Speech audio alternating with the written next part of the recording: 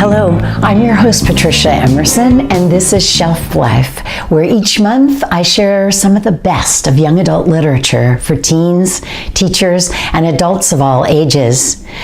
This particular edition focuses on graphic literature. In graphic literature, a genre vast and varied, words and images combine to tell brilliant story. At least in these particular editions, a picture is worth 1,000 words, sometimes even more.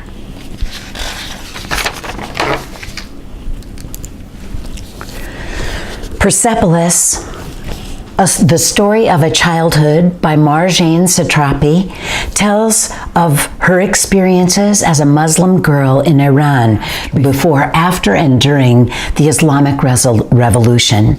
The Shah and his liberal government have been ousted.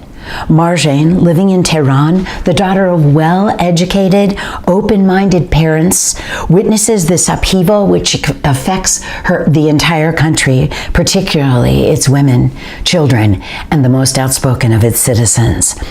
Marjane's world is revealed in stark black and white panels. This groundbreaking memoir depicts the horrors of war, portrays a world full of contradictions where public and private lives collide, where everyday life is threatened. Satrapi has brought an honest and enduring true story to a larger audience. Hopefully, that'll include you.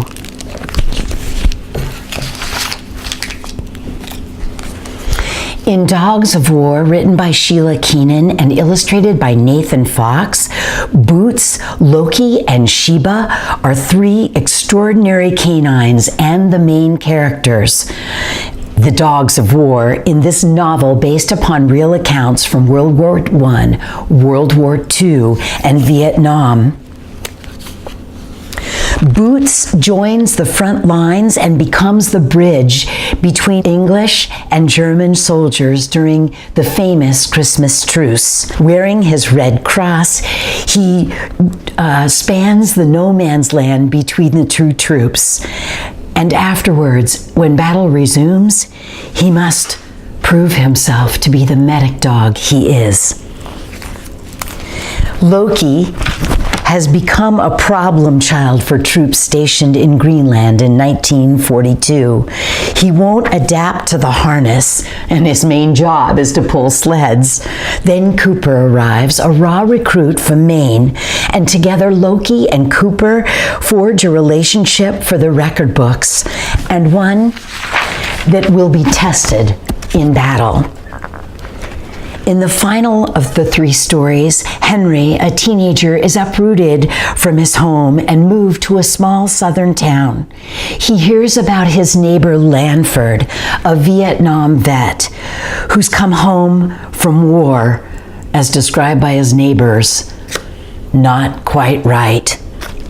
Henry and his new puppy Bouncer will become Lanford's way to talk about what happened in Vietnam. And through this relationship, Henry will discover the story of Lanford and Sheba, the dog, the heroic dog, who became his foxhole buddy.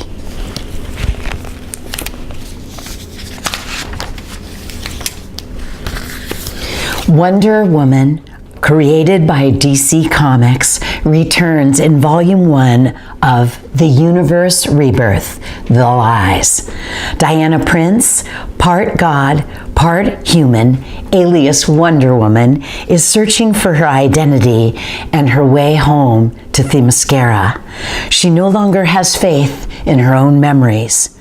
Armed with a lasso of truth, she enlists the help of her frenemy, Barbara Ann, who has been cursed and turned into a cheetah, and her former ally, Cadulo, a human with whom she has a romantic history. Her quest, this life and death struggle, will pit her against evil Urskataga, but her battle won't end there.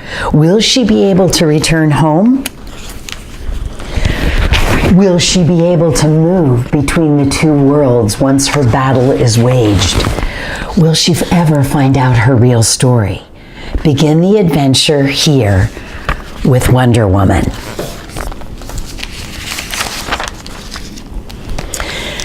The Adventures of John Blake, The Ghost Ship, written by Philip Pullman and illustrated by Fred Fordham, tells a classic tale of ghosts and high seas and time travel.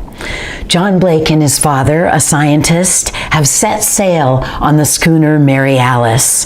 The year is 1919, and their experiment depends upon the eclipse they will be witnessing. But it doesn't go as planned, and there's an explosion.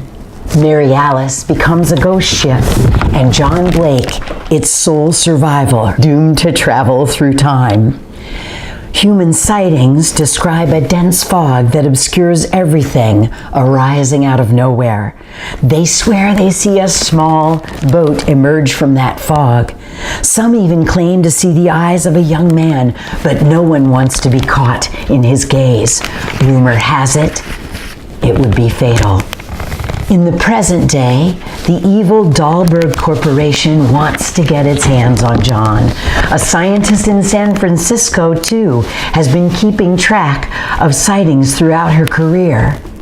When Serena, a teenage girl, is lost overboard somewhere near Fiji, John and his ghost ship come to her rescue, returning her to her life, her time, uncovering the mystery that connects the long-ago explosion to the Dahlberg Empire, fuel the adventure of this ghost ship. Check it out at your library.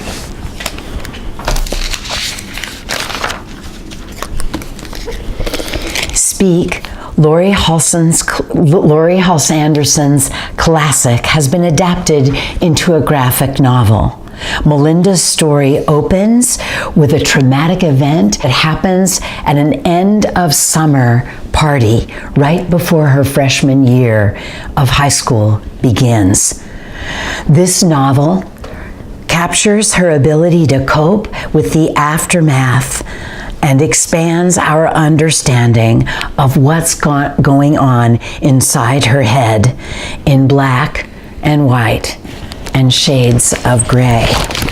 Melinda receives her topic for the year on the first day of Mr. Freeman's art class, the one place that is going to provide refuge for Melinda. The slip of paper says tree. Like everything else that has gone horribly wrong so far, she's gotten a topic she does not want. One more nail in the coffin that is high school. What she doesn't know is that this tree, her tree, will set her free.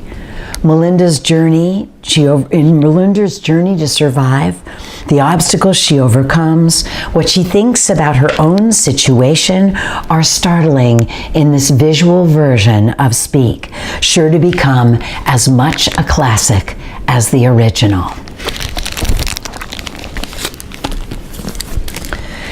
Billy Marvel and his brother Marcus are performing a play aboard ship at sea in 1776 when Brian Selznick's novel The Marvels begins.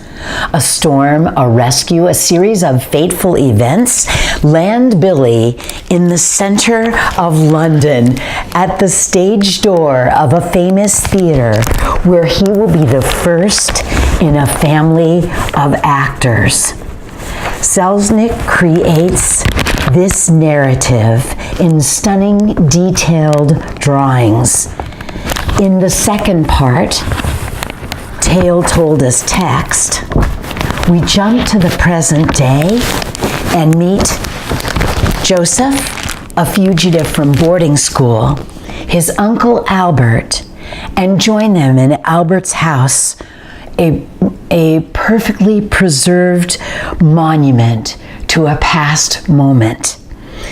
As in his previous novels, The Invention of Hugo Cabret and Wonderstruck, Selznick magically joins two seemingly unrelated narratives in the finale. Those fans of Selznick already know that his novels require reading images carefully. That is especially true in The Marvels. This is a work of art. Don't miss it. Thank you for watching this edition of Shelf Life.